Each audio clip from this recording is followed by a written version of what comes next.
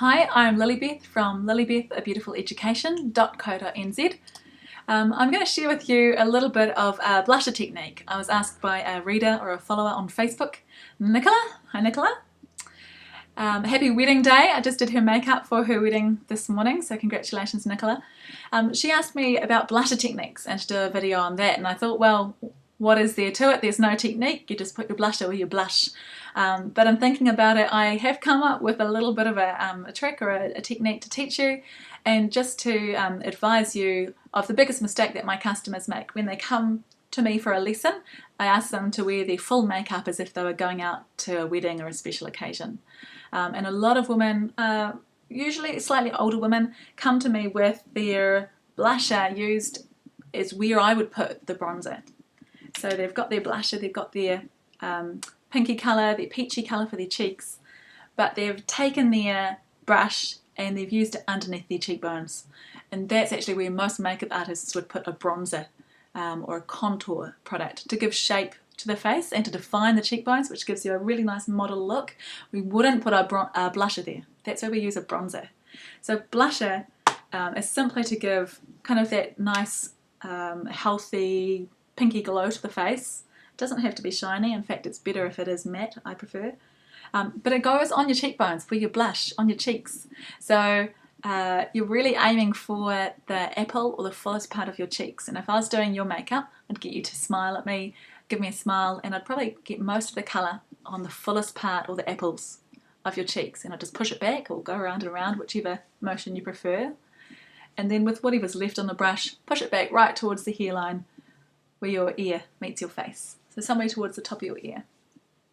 Cool, so that's your blusher, and it's just to give you a healthy, pretty colour. It looks really, really nice and feminine, and it really enhances your makeup. Without it, you might just appear a little bit ghostly or washed out. If your foundation's got a great coverage and you've taken all that red away, you just need to put a little bit back, just so you still look kind of alive, just where you want it.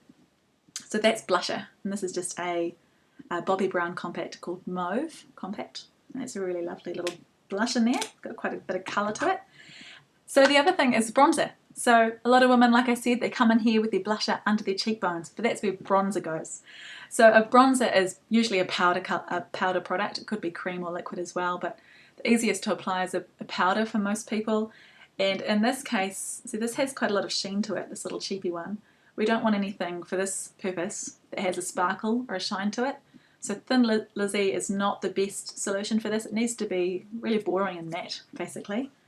And Thin Lizzy, which is really popular, has got quite a bit of shine to it, sheen to it. So I prefer something that's quite matte and boring, like this little Mosaic Compact from Napoleon. So this is a little harder to use because there's all these different squares of colour, and you can sometimes get too much of one and not enough of the other. But just a nice basic bronzer. Rimmel does a really good cheap one from Kmart. It's about 20 bucks, and it's called Rimmel Natural Bronzer, and Sun Bronze is a really nice shade for light to medium skin. So we're getting a bronzer and a powder brush. Some brushes you can get are kind of angled, and they've got this little line shape to them. That's really cool, especially for this purpose, because we're going to go under the cheekbones in this nice line. So we'll get a bit of colour on.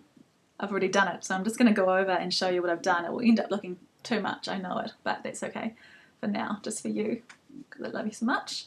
So we're getting some colour, not in a munted crazy shape like this. Don't try that. We're just crimping the brush a little bit if it's not already crimped. So it's just a line, and we're just building up some colour underneath the cheekbone. So this is where your cheekbone is. Underneath that, underneath the cheekbone is where we're aiming to get a bit of a depth in there. So we're looking for something that creates a shadow. This colour is way too orange, but just to show you where that line should be. It's not a hardcore angle down to your mouth, and in fact it shouldn't even really show up in the centre of your face. It's just for the sides.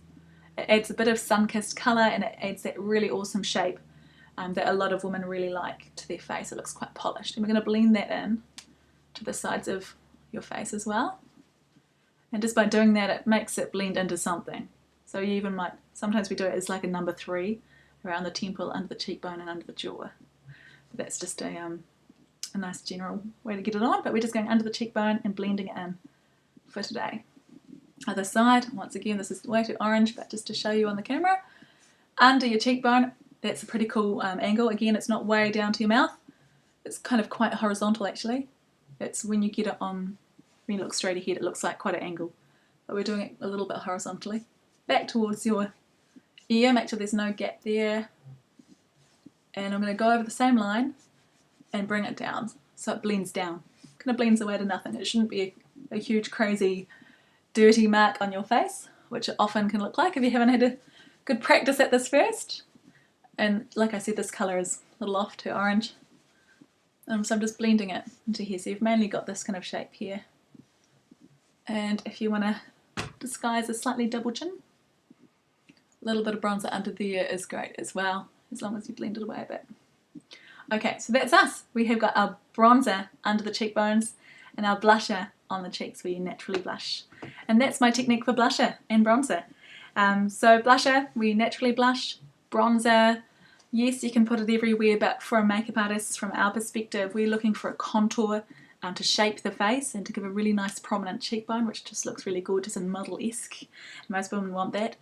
The extreme to that is gaunt. So if you have very sunken cheeks already, do not use this bronzing technique. You'll just add to that, and it's not too attractive. We just want to keep our faces nicely balanced. If, like me, you don't have any shape there at all, just kind of a little chubby, then this is a nice way to help slim the face, and it works really well for photo occasions or really polished events or things that you want to go to and just put your best foot forward. As long as you've had a little bit of practice with this technique, you'll really enjoy this. So I hope you've enjoyed that, and I hope you have learned something. If you have, let me know. Put a comment under this video. If I'm on the right track and you are learning something, that is awesome. Do let me know. I'd love to know. Thanks, have a great day, and if you want more customised makeup techniques and beauty advice that's hopefully unbiased with no requirement to purchase product, go to my website www.beautifuleducation.co.nz. Thanks.